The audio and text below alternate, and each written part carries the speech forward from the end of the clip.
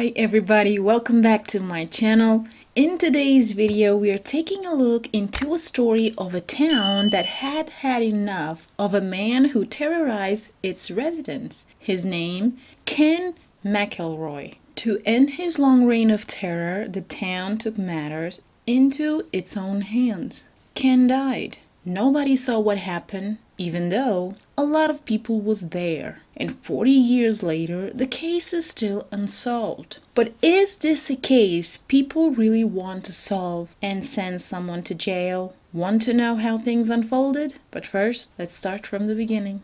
In the early 80s, the town of Skidmore in Missouri had had enough with one of its residents. They were tired of a man who had been terrorizing everybody for years, and they wanted to do something about it and end his reign of terror. Who was this man? What was his story? Ken McElroy was born on June 1st, 1934 in Overland Park, Kansas, from a poor family. Ken dropped out of school when he was in 8th grade. He never learned how to read and write. So my question on this one is, how did he get to 8th grade? He most likely threatened the teachers. Now, this is alleged. As a young boy, Ken used to bully other children and adults. He would steal lunch money from other students and also shoplift, but he always got away with it. He destroyed properties, used threats to keep people quiet, stole animals, grain, and farm chemicals. But his criminal behavior would follow him up until adulthood. Ken was accused of serious crimes like assault, child abuse, statutory assault, arson,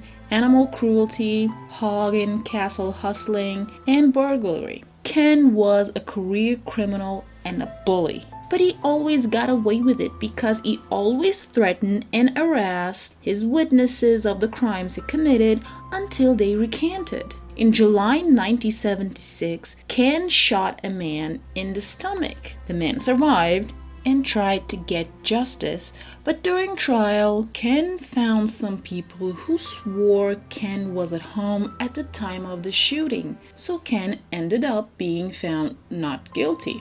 See, Ken also had his minions, and they would do anything Ken wanted, and this included testifying Ken was somewhere else every time he committed a crime. Ken McElroy married 3 times. He had 10 children with different women. His third wife was Trena, and this marriage started as a crime committed by Ken. Ken met Trena when she was just 12 years old, and he statutory assaulted her several times. When Trena was 14, she got pregnant. She dropped out of school and went to live with his second wife, Alice. Trena then gave birth to the baby. Then she fled with Alice to her mother and stepfather's house. Ken tracked her down and brought them back. He then burned down Trena's parents' house and shot the family dog. He divorced Alice, bullied Trena's parents to allowing him to marry Trena so he could avoid statutory assault charges. Because of this, in 1973, Ken was indicted for arson, assault, and statutory assault. He was arrested and then released on a bond. Trena and the baby were placed on foster care, but Ken went there and threatened the family. Ken, of course, got away with it, and Trena actually became an accomplice. Skidmore at the time was a small town of 440 residents. The residents made their ends meet with farming. They feared Ken McElroy, and with time, that fear turned into anger, and that anger turned into death. While working in construction, Ken was hit by a heavy steel beam. From that moment, he had severe chronic pain and possible brain damage. Some people actually believe this incident increased his violent behavior and erratic temper. In 1980, Trena and one of Ken's daughters went to a grocery store, and suddenly an argument broke out because Ken's daughter had tried to steal some candy. And because of this, Ken started to harass and stalk the shop owners, Ernest Bowencamp and his wife Lois.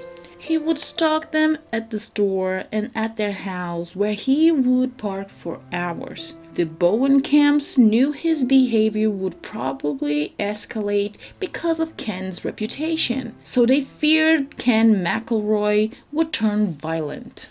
And that's what happened. On one evening, Ken approached Ernest at the back of the store. The two of them had a confrontation, and then Ken, armed with a shotgun, fired Ernest, hitting him in the neck. Ernest Bowencamp luckily survived. Ken was arrested and he was charged with attempted murder. Ken went to trial and he was convicted of assault, but instead of going to jail as he should have been, Ken McElroy was released on bail. Why? Because of a pending appeal. So Ken being released only meant one thing: he was free to terrorize people and intimidate everyone in his path. The residents of Skidmore weren't happy about it. A few days later, Ken McElroy was seen with a gun, which he couldn't carry because it violated his terms of release on bond. There was a bond hearing in 2 weeks, but Ken's lawyer did his magic and the hearing was delayed. The townspeople were furious. On the morning of July 10th, 1981, people of Skidmore town met at the Legion Hall with the sheriff to discuss how they would protect themselves from the monster Ken McElroy. Something needed to be done. At that exact time, Ken and Trena were at the D&G Tavern drinking at the bar, and word got out he was in town. After the town hall meeting, the sheriff suggested a neighborhood watch. But then the meeting ended. The residents walked towards the tavern. They have made a decision. The reign of terror of Ken McElroy would end that day. They walked inside the tavern. Then they surrounded Ken. Then silence crept in. No one said nothing. Ken McElroy finished his drinks. Then he and Trena walked out of the tavern and entered his pickup truck. The crowd followed him. Over 40 people were out watching him climb his truck. Then fires were shot. While sitting in his truck with Trena next to him, several shots were fired at him. Ken was hit twice. One of the men in the crowd opened the passenger side door and took Trena out of the bullet storm. She was taken into a nearby bank while the shooting continued. The goal was to make sure Ken McElroy was hit and kill him so they could free themselves from this monster who had been terrorizing the town for years. Some residents walked up to the truck to check Ken out, and no one tried to help, not even call an ambulance. Ken McElroy was dead. And while the police was for sure relieved he was gone, they had to investigate what happened and try to capture the person responsible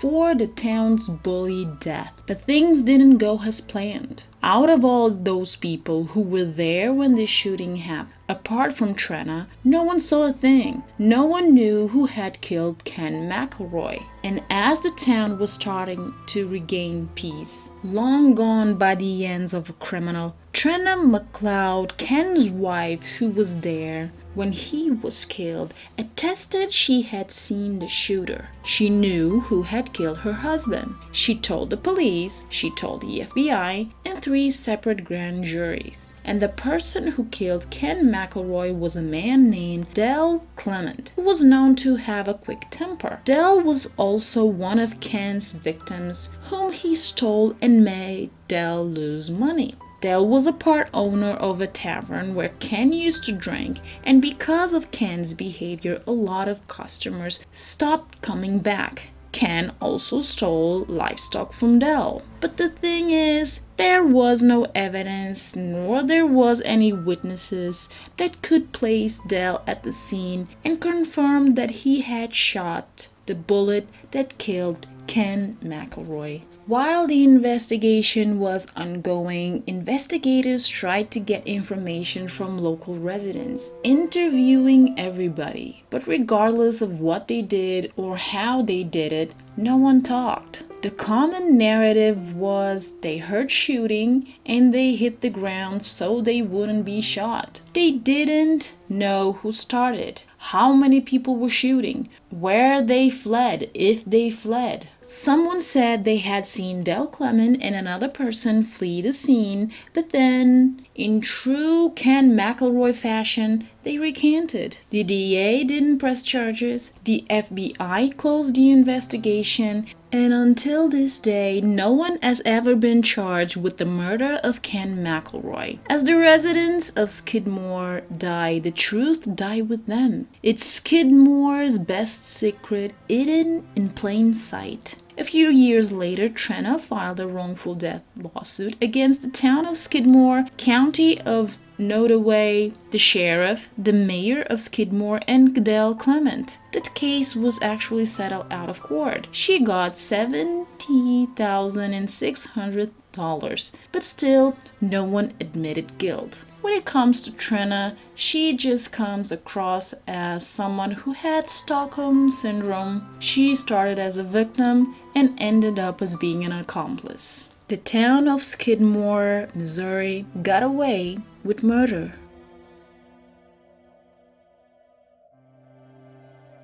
That was the one mistake that they made, was that they didn't kill his wife. I would have killed his wife. I probably would have ambushed him in his driveway. I'd have waited for him in the cornfield and let him have it in his driveway, and then I'd have set his house on fire.